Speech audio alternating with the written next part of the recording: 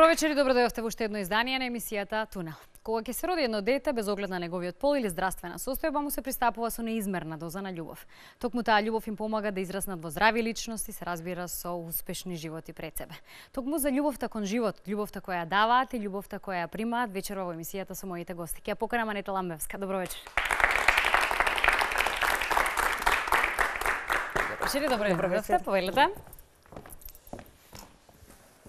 Анета, драго ми е што вечерва одлучивте да бидете дел од емисијата Тунел. Зборуваме токму на тема да се расте, да се развива човек во една здрава личност и покрај што ќе има одредени недостатоци во животот.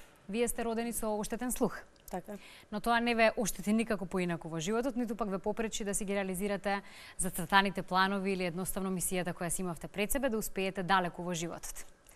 Како беше да се расне пред себе со еден ваков хендикеп? Па вака, морам да признам дека во текот на мојот раст и развој беше тежок, но меѓутоа за да стигнам до ова ниво, јас се рекабилитирав во Заводот за слух, говор и глас, со помошта и трпението на пред на моето семејство, пред на тимот во Заводот, пред за тоа што имав безрезервна подршка во текот на моето образование, од основно училиште, па се до средно, до факултет и моментално на постдипломски студии. Така да, значи, од сите луѓе можам да искажам една многу голема благодарност, што мене ме третира како само нормална личност и со тоа што воопшто не се чувствував како да сум запоставена во ова општество. Учевте во нормалните, нели, основно да, средно училиште, дека училиште. во факултет, тоа сепак имаше одредени потешкоти низ кои моравте да поминувате и да се борите? Па така да, но меѓутоа со борба, со напредок, со процес со учење, значи стигнав до тоа ниво. Значи, така да, значи воопшто не беше лесен патот за да се стигне до ова ниво. На што најмногу замерате, барем од околината, кога во прашање, нели, да речеме, помоште или улеснувањето, токму конкретно и кај овие лица кои имаат, зборуваме за оштетен слух?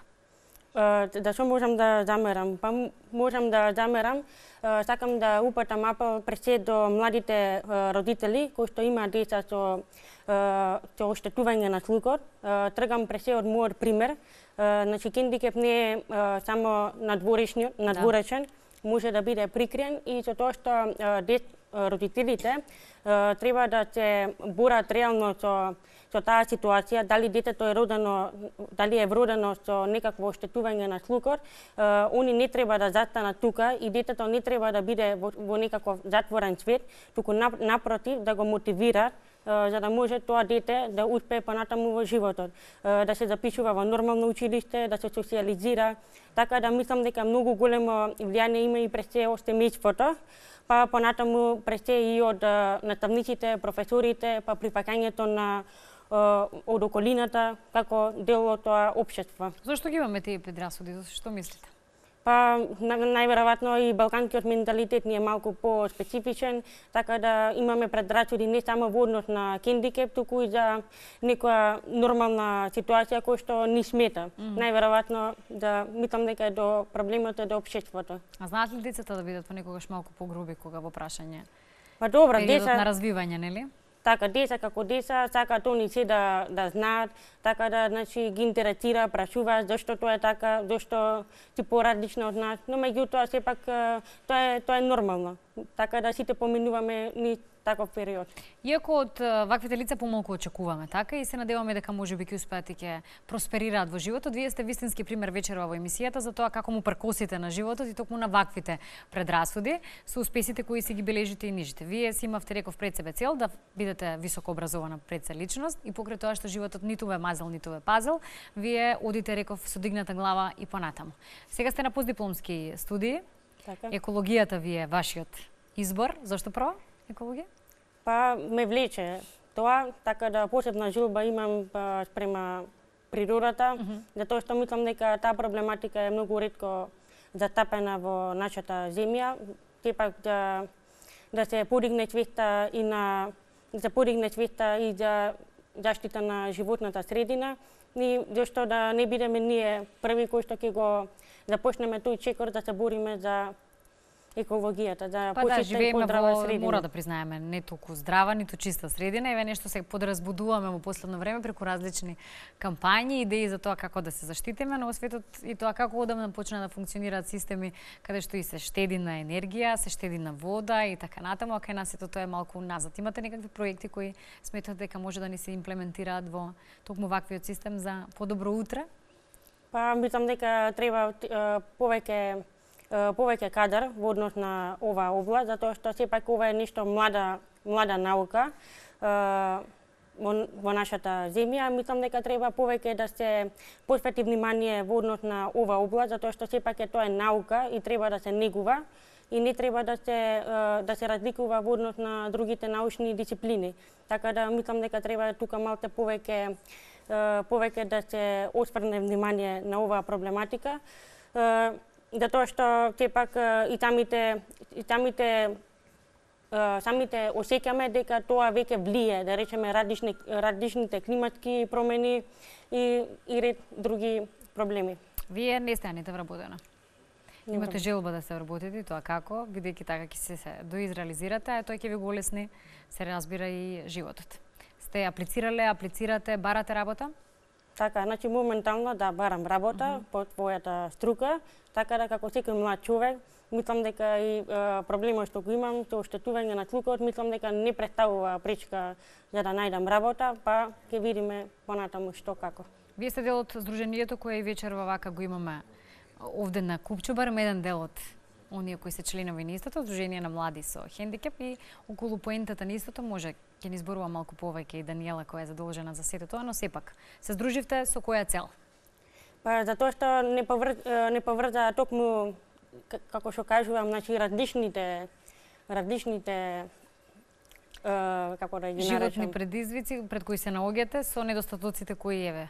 Така, со недостатоците и затоа што имам прекрасна соработка со Друженијето, затоа што токму тоа дружение ми ги отвори патиштата во животот, така да речеме за ослободување на партиципација на додипломските студии, тоа беше благодарение на Друженијето на студенти и младинци со хендикеп, кои се остварија соработка со Министерството за образование, но меѓутоа тоа да речеме во дел од подипломските студии, тоа не е реализирано на сите факултети, исто така и за докторски студии, така да тоа дружение се бори исто така за да имаме исти права како и нормални и здрави личности, да речеме значи добивање на годишен бесплатен билет, исто во соработка со ЈСП, така да значи без нив немаше да ги осознам вистинските нешта во ова тешко време.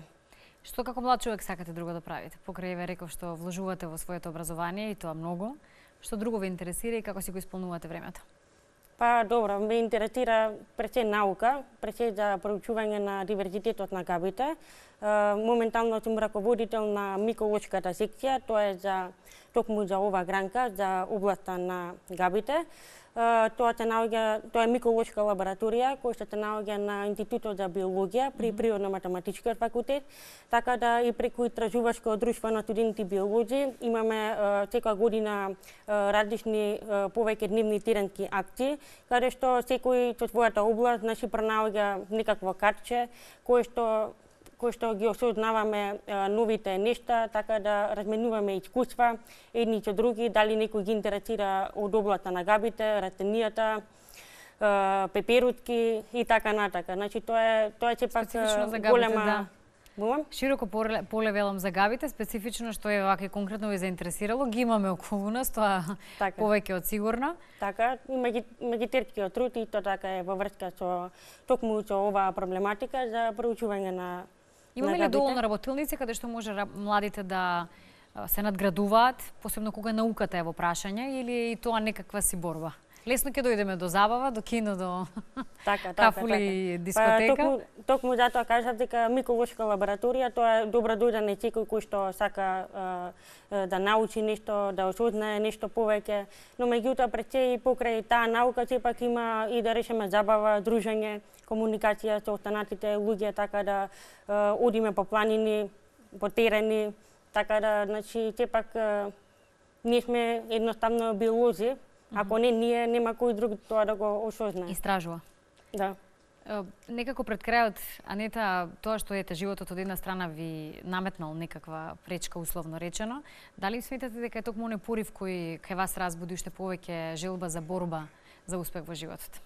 Па добро, може да се каже дека повеќе доби сила, да кажам, но меѓутоа тоа е пред се голема благодарност до моето семејство, пред се на мојата мајка, затоа што ретко таков родител да се бори за своето дете, да може тоа дете да успее во нормална средина, да не биде запоставено и ред други нешта.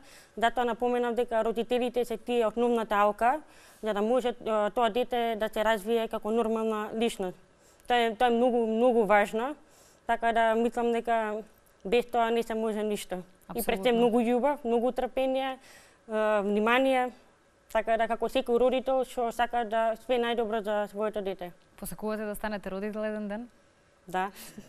Јас ќе очекувам таква информација следно, но пред тоа ќе очекувам да не поканите на бранењето на магистерскиот труд и да, здравје Боже, ни кажете дека по струка веќе и сте вработени, а ние ќе се обидеме еве колку што можеме како емисија, изнаоѓаме начин како да помогнеме онаму каде што треба помош сите заеднички, да отвориме и очи и уши онаму каде што малку сме подзаборавиле, да погледнеме и да слушнеме. Ви благодарам многу за вечерашното гостување, Анета. Ви благодарам и на вас.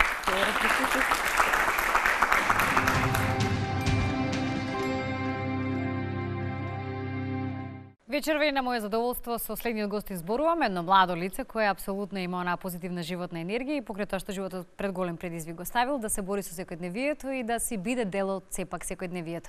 Бојан Наумовски, добар ти ден и добро ни дојде. Добар ден. Добро вечер требаше, но како Да. и да е.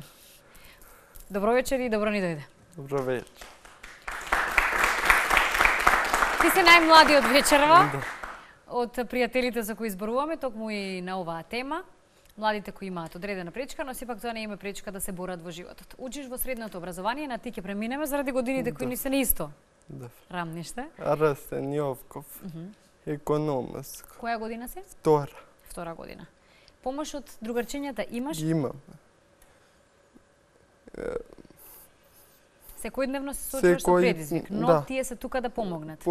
Ме почитуваат како што сум. Одговараш достојно на предизвиците на учењето во Арсенија Јовков секојдневно? Да. Најомилен предмет имаш некој? Математика. Тука си најдобар? Мислам да. Кажи ми дали има некои работи кои едноставно еве вака ти пречат, кога во прашање се луѓето кои имаат некаква пречка. Не. Другарчињата се исклучително отворени за тебе. Да. Кажи ми што сакате да правите во слободното време? На компјутер со друштво. Што сакаш понатаму да учиш? Економски факултет. Во твоето семејство имаш голема поддршка. Да. Денес со нас е тука твојот татко, господинот Наумовски, кој е овде, ќе го поздравиме. Господине Наумовски заслужува аплауз секако.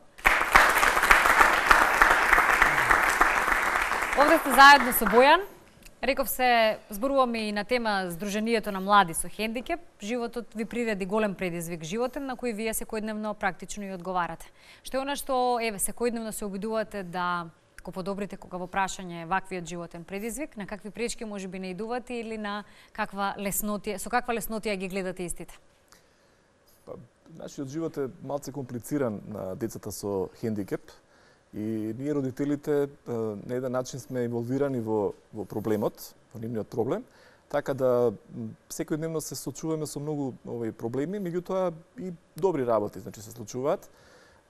Проблеми од обично проблемите, обично овие бариерите што се архитектонски околу приодот кон одредени институции.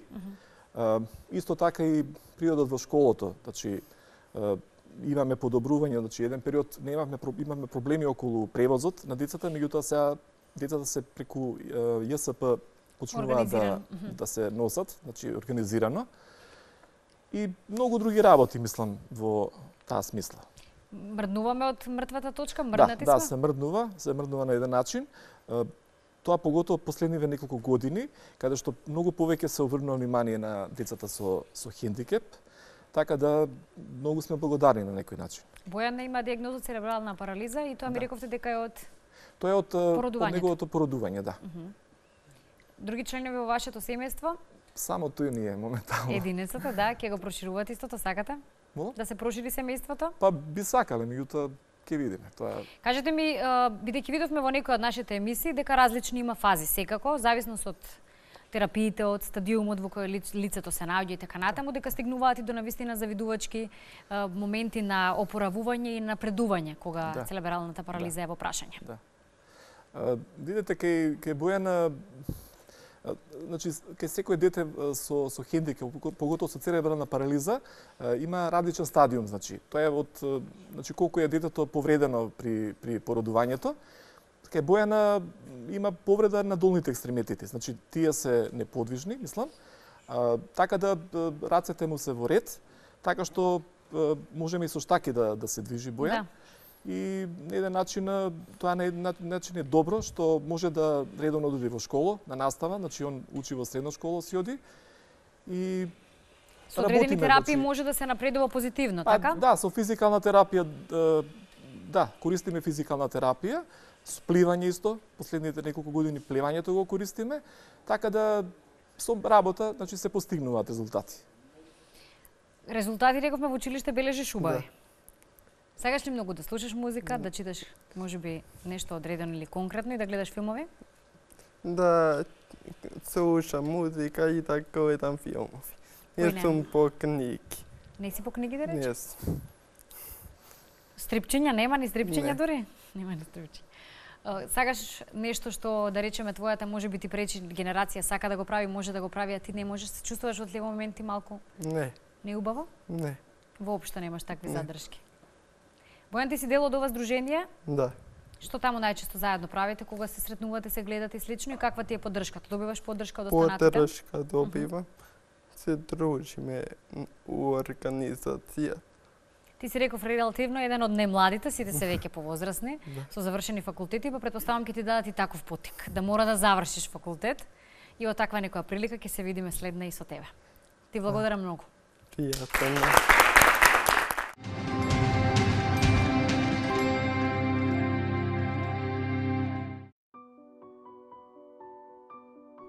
Хендикеп е термин кој означува состојба на намалени физички или ментални способности. Лицата со хендикеп го сочинуваат најголемото малцинство во светот. 20% од најсиромашните луѓе во светот се тие со хендикеп. 98% од децата со хендикеп во земјите во развој не одат на училиште. 30% од децата на улица во светот се со хендикеп, а нивото на писменоста кај возрастните со хендикеп е пониско од 3%. Според Светската здравствена организација, повеќе од 900 милиони луѓе во светот живеат со хендикеп. Хендикепот стекнат во текот на животот може да доведе до сиромаштија, бидејќи лицата со хендикеп често се соочуваат со дискриминација и маргинализација. Хендикепот е поврзан со неписменоста, слабата отпорност на организмот, како и нездрави и опасни работни услови. Според истражувањата на Светската здравствена организација, дополнителните трошоци кои произлегуваат врз основа на хендикеп се движат од 11 до 69% од приходот на едно семејство во Обединетото кралство. Во Ирска трошоците варираат од 20 до 37% од приходот, а во Босна и Херцеговина до 14%. Лошите медицински услови, изложеноста на инфективни заболувања и вооружените конфликти се најчестите фактори кои го зголемуваат бројот на лица со хендикеп. Секоја година само сообраќајните несреќи предизвикуваат милион повреди и доведуваат до состојба на хендикеп, најмногу кај младата популација. Во Македонија во областа на социјална заштита се основани и работат следниве специјални институции за лица со пречки во физичкиот и психичкиот развој. Специјален завод Демир Капија, лица со тешки и најтешки пречки во психичкиот развиток, на кои им е потребна трајна грижа, нега и помош. Завод за рехабилитација на деца и младинци Скопје, лица со умерена ментална ретардација на возраст од 6 до 21 година. Во оваа институција формиран е дневен центар за работно-производна активност за возрастни ментално ретардирани лица. Завод за заштита и рехабилитација на деца и младинци Бања Банско Струмица, единствена институција за социјална заштита на телесни инвалиди, неподвижни и тешко подвижни деца и младинци. Од големо значење за работата од областа на социјалната заштита се центрите за социјална работа. Улогата на Центарот за социјална работа е посебно важна во подготвување на средината за прифаќање и интегрирање на лицата со хендикеп по завршувањето на рехабилитацијата. Во Центарот функционираат две служби кои работат со хендикепирани лица, и тоа служба за старателство до 26 години и служба за непосредна заштита над 26 години, која работи врз основа на мислење од Пензиско-инвалидски фонд.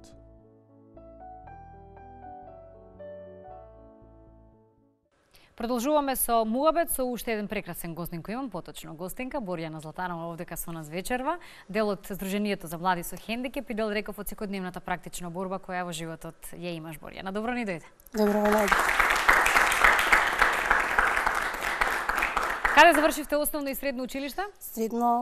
Основно училиште завршив во Бутел, во Живко Брајковски, а средно гимназија во Кочо Рацин завршив, бидејќи таа беше најпрестапната гимназија во тој период, пред кога јас се учев, бев средна школа тогаш.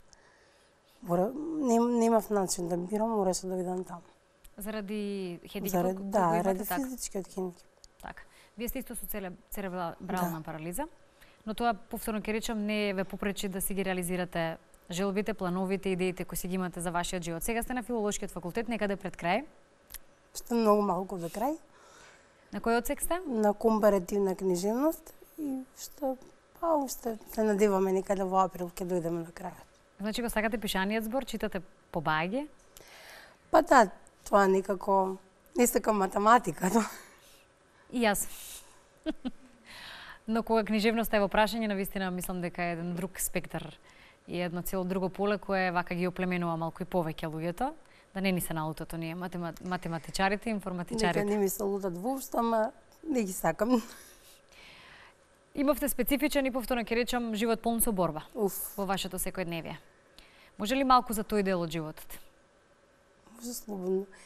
Ако сакате да имате живот со хорор и живот со, да речеме, ама оно исполнет, самите да си ги исполните со позитивен, значи позитивен дух, тогаш нема животот да ви биде хорор. Сами ќе си го направите поинаков.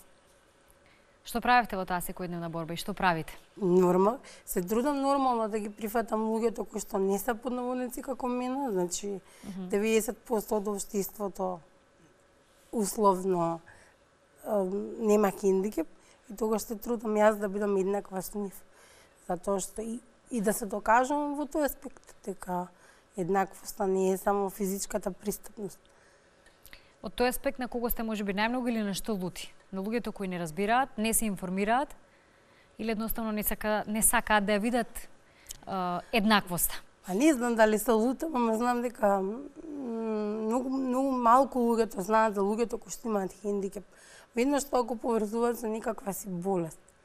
И тогаш не се информирани и тогаш ги прават најголемите грешки. Вие во Сдруженијето сте веќе колку време? Па некаде од самиот почеток, јас 7-8 години сигурно.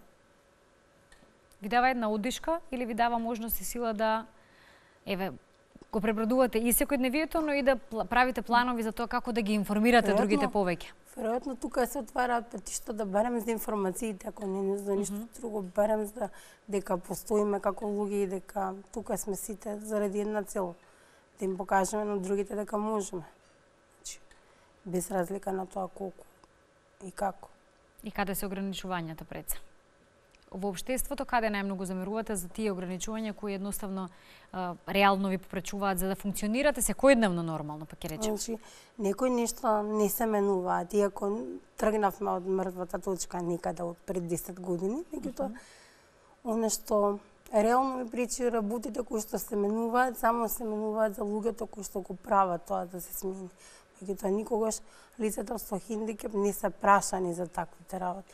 Веројатно, например, кога се носат одредени закони, не ги носат лица кои што имаат хендикеп, туку лица кои што се само повикани да го прават тоа.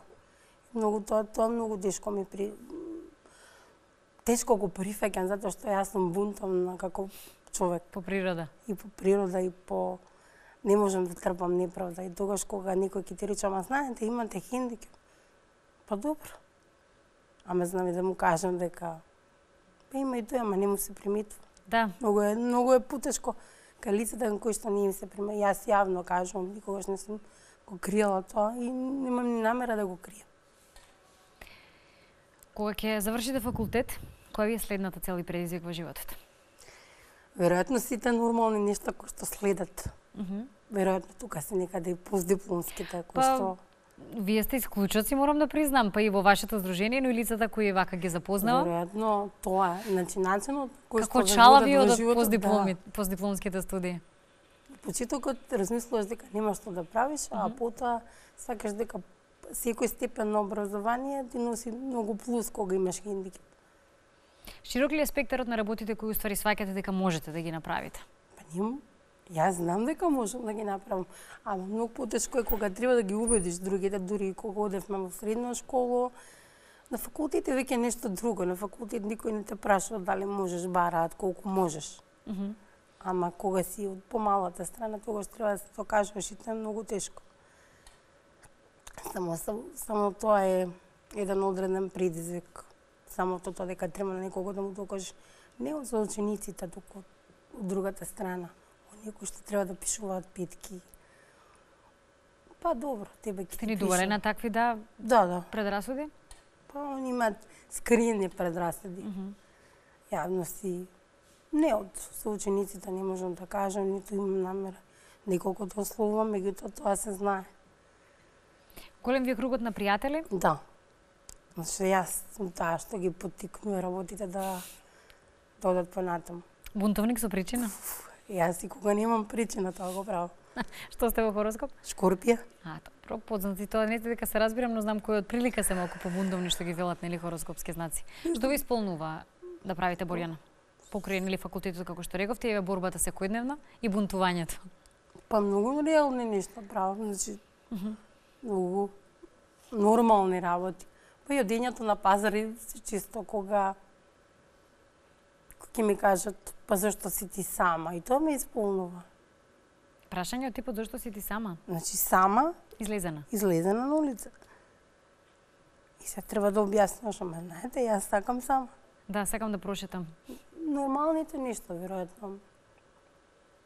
Толку знае да биде и таа самотијата некојаш богата. Супер Може би да, и не разбираат, да. И кога ви е пријатно сами со себе, тој момент ми се чини во животот кога ќе успеете да си го постигнете, се друго е многу полесно.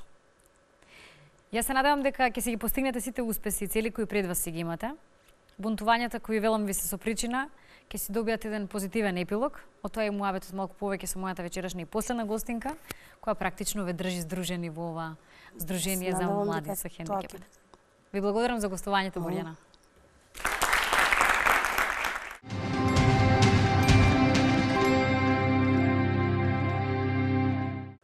Сигурна сум дека ќе ја почувствувате и позитивната енергија од мојата последна вечерова гостинка на оваа тема за која зборуваме и ќе ви ја пренесеме истата, затоа ќе ја поздравам, не реков последна, но не помалку вредна, апсолутно Даниела Стојановска-Джинговска. Добро вечер, добро ден. Добро вечер, добро ме најдов. Викав со една таква прекрасна насмевка, не разоружавте и го почнавме муабетот и на темата Здруженијето за млади со хендикеп, а вие сте практично председател на истото. Да. Вие сте со хендикеп, исто така церебрална парализа, што апсолутно во животот ви постави едни поинакви видувања на секојдневието, но и едни големи предизвици со кои се борите, се соочувате. Да. Што ви беше најтешко во периодот кога бевте многу наназад, да речем, и кога бевте во почетокот и на школувањето и растењето и развивањето?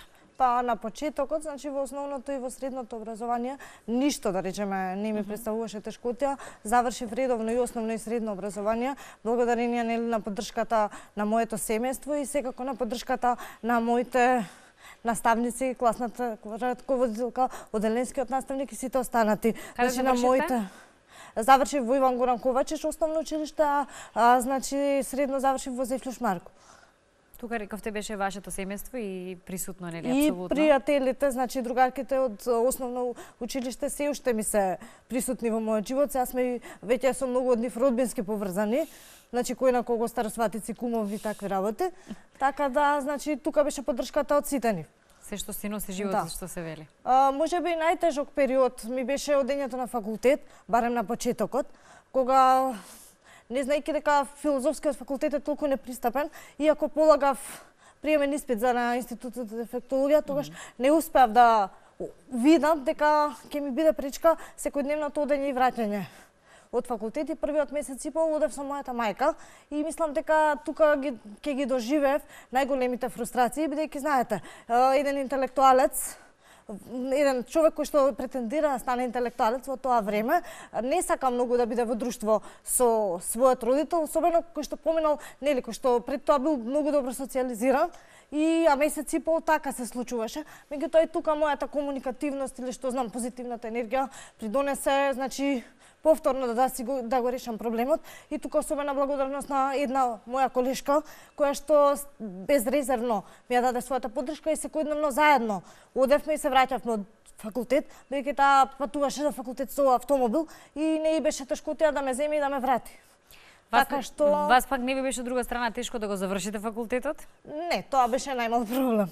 Тоа веќе беше најмал проблем, затоа што мислам дека знаењето од секогаш ми беше онака предизвик, бидејќи мислев дека луѓето со хендикеп, за да бидат еднакви во општеството, за да луѓето ги перцепираат како еднакви, мора да докажат дека она што го прават најдобро што можат. И тука не сметав дека значи да одиш на факултет, значи дека ќе научам една лекција и на ниво на мојот хендикеп ќе добиам некаква оценка. Туку сакав да знам исто толку колку што знаеа сите мои колеги, дури и повеќе. Факултетот го завршив со висок просек, така што тоа не ми беше воопшто проблем. Си докажавте себе се и на другите дека нема никаков проблем пречка. Да, на почетокот беше и на вистина, значи мораше да се докаже на почетокот, дури некои од испитите, бидејќи на првиот испит уште усно кој што се полагаше добив 10-ка, почна да се јавува сомнеш во мојата група на студенти дека јас 10-ката сум ја добила по основа на тоа дека имам хендикеп, така што следните два испити на кои што исто добив 10-ка ги полагав јавно пред целата група. Тоа од инет? Да. Се разбира. Ова заслужува аплауз. Многу сте се собрале бунтовници во Сдруженијето. Затоа што мислам дека знаете како 6-ка се добива на сожалување, не се добива 10-ка, ама сепак за да видат и да чуат, мора така да се постапиш. Од таков порив, да речем, да сакате да докажете дека навистина сте многу вредни во општеството и подеднакви, го направивте и Сдруженијето за млади со хендикеп?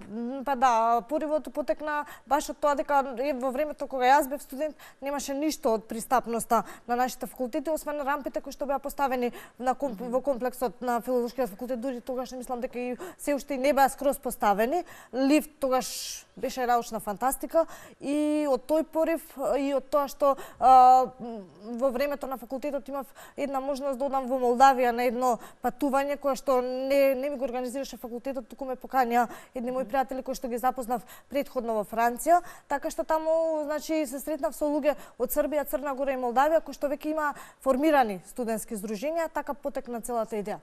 Патувате, гледам и доста сте патувале, значи дека ви е широк кругот на пријатели и апсолутно не е попречото во реализација на плановите зацртани од Сдруженијето кои ги имате. Рековте дека се борите практично и секојдневно да оние работи кои ги гледаме напишани или донесени со закон профункционираат во што се вели во секојдневниот живот. Како оди таа борба? Па најискрено да кажам, мислам дека и сега не би сакала да звучи ова дека ќе се пофалам, мислам дека сме едни од ретките здруженија кои што навистина на терен и за луѓето за кои што постоиме имаме направено доста од аспект на конкретни проекти во смисла кои што заживеале на институционално ниво. Еден од тие проекти е превозот за студенти и средношколци кој што го донесовме уште во далечната 2005 година и на таа наша иницијатива во 2008 дојде уште 3 комбиња кои што сега служат за сите граѓани со телесен хендикеп, на повик се значи функционираат еден ден од напред и служат за задоволување на секојдневните нивни потреби, додека нашето тоа во 2005 функционира само за одење и враќање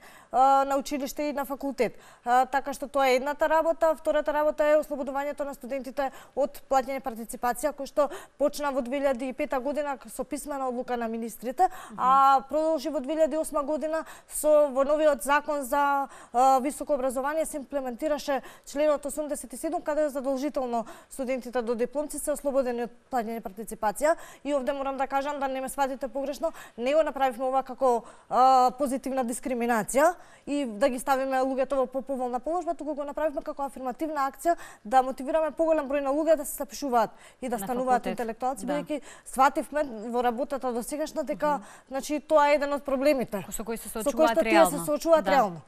бидејќи знаете финансиски тие не се многу моќни. Одлично, на добар пат сте, значи. Да. Колка е бројката на членовите во вашето Па здружение? околу 100 членови, тоа 100 со хендикеп, Со различен хендикеп. Со различен хендикеп, ги опфаќаме сите студенти кои што имаат различен вид и степен на хендикеп. Тука се студентите со телесен хендикеп, студентите со оштетување на видот слепи и слабовиди, студентите со оштетување на слухот, значи целосно глуви и делумно глуви и не работиме. Не ги опфаќаме овде студентите луѓето кои што имаат интелектуална попреченост не од аспект на тоа дека правиме дискриминација, туку бидејќи поради нивниот интелектуален капацитет, природата на хендикепот, тие многу тешко стигнуваат до редовното образование и до степенот на средно и високо образование. Значи тие нели се во специјалните училишта, така што тоа е тоа. Мене, значи јас од друг аспект како дефектолог работам и со тие лица, бидејќи на постдипломските студии ми се баш за интелектуална попреченост и аутизам. Да, вие сте тоа сакав да речем на постдипломски студии, скоро ќе викаме со магистар. Па не знам дали скоро, ама бидејќи имате секојдневни животни активности кои ви го прават исполнето времето. Да. Вие во рамките на здруженијето, колку што разбрав, се запознавте со вашиот сопруг?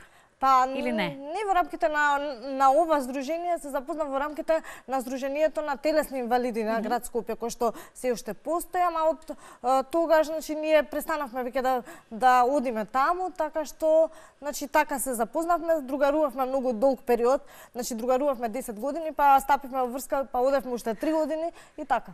И бевте сигурни во љубовната приказна и во силината на истата. И од таа убава љубовна приказна ви се роди еден прекрасен ангел. Да. Имате синча? Да. Имам синча 3,5 години. Здраво право прекрасно е, пак ќе речем ангелче. Дамјан е едно исклучително дете. Значи исклучително од секој аспект. Јас истото го слушнав, не го знам лично детето, затоа ќе се повикам на она што ми го кажа, дека бил многу освестен за возраста, ако можам така да се изразам, сосема соочен со она со кое се соочува, нели, сакајќи да ви помогне во животот, не сметајќи дека е подреден пред другарчињата или останатите, едноставно велат трпение има како голем возрастен човек кога во прашање е неговата мајка. Да, многу е зрело дете. Позрел е од останатите, барем така чувствувам дека е позрел, ама меѓутоа па од друга страна ја не знаев дека значи од искуството кое што го доживеав во основното и во средното образование, знаев дека децата во основно образование се најневините деца, значи најлесно го прифатија хендикепот и онака едноставно почна целата дружба и сите тие работи, додека нели како се зголемуваше возраста средношколска или факултетска, поинаку се гледаше на тие работи. И од тој аспект знаев дека децата знаат да бидат невини и наивни и лесно да прифатат, меѓутоа знаете како, од аспект на родител многу се плашев од тоа како нели јас ќе успеам да ги извршувам сите работи со мојот син или ќерка, тогаш не знаев нели што ќе биде, од аспект на тоа нели како тој ќе го доживее тоа. Сега е се одлично, се надевам дека така ќе продолжи. Сега значи тоа е заради вашата енергија, посветеноста и можеби отвореноста која имате во рамките на семејството и воопшто кон животот. Се надевам дека е поради тоа и поради тоа што ние сме големо семејство, значи јас имам двајца браќа близнаци, моите родители ми биле многу посветени и во моето семејство, значи не постоела разлика меѓу сите нас, а и Дамјан расте со премногу љубов, така да мислам дека и понатаму ќе биде дете кое што полесно ќе разбере. Тука бевте борбени исклучително кога во одлуката сакате да добиете дете? Значи бев борбена оној момент кога сватив, кога бев сигурна дека церебралната парализа сама по себе не носи генетска компонента во себе, бидејќи моите родители однаш ми го кажа, таа е настаната кај мене во времето на породувањето. Меѓутоа мајка ми тогаш немајќи доволно информации велеше дека тоа ми е настанато од престојот во инкубатор, бидејќи јас сум порано родена. Значи родена сум пред време на 7 месеци и значи јас за да се убедам себе си во тоа, една од причините за тоа е и дефектологијата, иако вториот дел од сегментот зашто одбрав дефектологијата е тоа да им помогнам на другите да се чувствуваат исто како и јас, ама значи дури оној момент кога јас бев сигурна дека не носам генетска компонента за да имам дете, решив цврсто дека ќе го направам тоа. Ве молам за еден аплауз.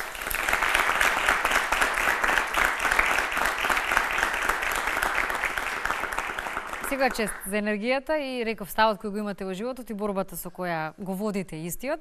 Би сакале уште да го зголемите вашето семејство? Па, да бидам искрена, да, меѓутоа сега сме финансиски не толку моќни, бидејќи јас иако имам засновано редовен работен однос во Здруженијето, ако може така се каже, пријавени сме и јас и уште една колешка, меѓутоа знаете Здруженијето функционира за жал се уште на ниво на проекти, на ниво на донации од бизнес заедницата и не секогаш јас редовно имам плата. Вие исто се невработена, условно речено, условно вработена речено, сте да, не сум вработен заради тоа што со месеци ми доцни платата.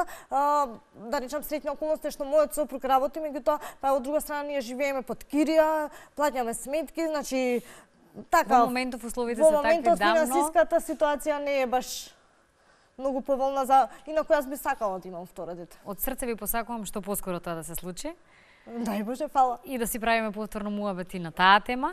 Од друга страна, Здруженијето со полна пареа си ги гледа предизвиците каде? Во иднина, блиска иднина. Здруженијето Која си ви ги е гледа борбата сега? предизвиците најмногу во конечното освестување на нашава заедница, дека значи носејќи странска поддршка од различни странски донатори и стимулирајќи го бизнис секторот да не поддржува, конечно редно е, времето е дојдено Министерството за образование или Министерството за труд, чии што значи членови, како да кажам, условно чие што крила треба да бидете. Ингеренции треба да бидеме ние. Се надевам дека ќе се освестат од причина што веќе и странскиот фактор бара контрибуција на државата. Колку државата, значи знаете, ако условно проектот, не знам, чини 10.000 евра, условно кажано мора да прикажеш колку државата те финансира. Овде е посебно ние голем проблем сега, бидејќи ние сме мрежно поврзани со Југоисточна Европа, со Здруженија од Југоисточна Европа и имаме континуирана поддршка од странските донатори како мрежа веќе 9 години. Меѓутоа сега истите тие донатори бараат контрибуција на нашата држава и сега тоа многу тешко ни оди да ги обезбедиме тие пари кои што треба државата да ни ги даде. Се надевам дека ќе успееме во таа борба. Се видовме со министерот за труд, се уште не сме се виделе со министерот за образование и ова е прв пат. Значи од нашето работење 10 годишно со овој министер да не се сретнеме лично. Значи ова е единствениот министер кој што не сме го виделе лично. Се надевам дека ќе го видиме. Во скоро време тоа ќе се случи. Да, и приватниот сектор, па и државниот има слух кога вработувањата на лицата со хендикеп? Па видете, приватниот сектор има слух во вработувањата на лицата со хендикеп само од аспект на бенефициите кои што ги дава државата и овдека не зборувам за бизнис компаниите кои што се, значи оние кои што си вработуваат регуларно лица со хендикеп, туку зборувам за оние така наречени заштитни друштва кои што се формираат за да вработат лица со хендикеп, а после да ги злоупотребуваат од аспект на тоа дека нели ќе им даваат плата, па потоа ќе ги условуваат половина од платата извадена на трансакцијска сметка да му ја вратат на работодавачот и ред други малверзации кои што се случуваат во овој момент. Искрено да бидам, ние значи успеваме да вработиме лица во јавната администрација со посредство нели на институциите на системот. Ние не сме во состојба ние да ги вработиме, туку ние сме во состојба да нудиме наши потенцијално да нудиме кадри. А тие треба да бидат отворени за да. Тие треба да бидат отворени за жал, се уште е многу мала бројката на лица кои што се вработени во јавната администрација, значи како редовно вработени. Ако зборуваме за тоа дека 10% од популацијата се лица со хендикеп, нели од вкупната популација во секоја држава, значи тука зборуваме за една бројка во Македонија од 200.000 луѓе. Што не е за занемарување. Што не е за занемарување, а процентот на вработени лица во јавната администрација на лица со хендикеп е само 600. Сега вие проценете дали е тоа многу или малку?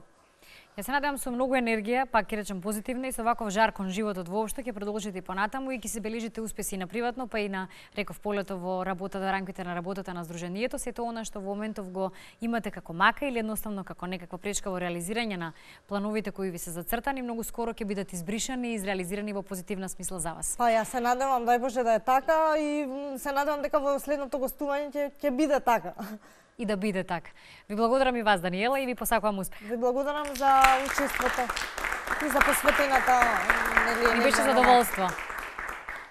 Ова се вистински животни искуства кои не подосвестуваат и ни кажуваат дека не треба, повторно ќе речем, да замижиме пред сето она што е навидум различно, а сепак подеднакво како и сите нас. Се надевам дека и вечерва подразбудивме многу ваши сетила, ако е така, следете ни во следното издание на Тунел. Ви благодарам.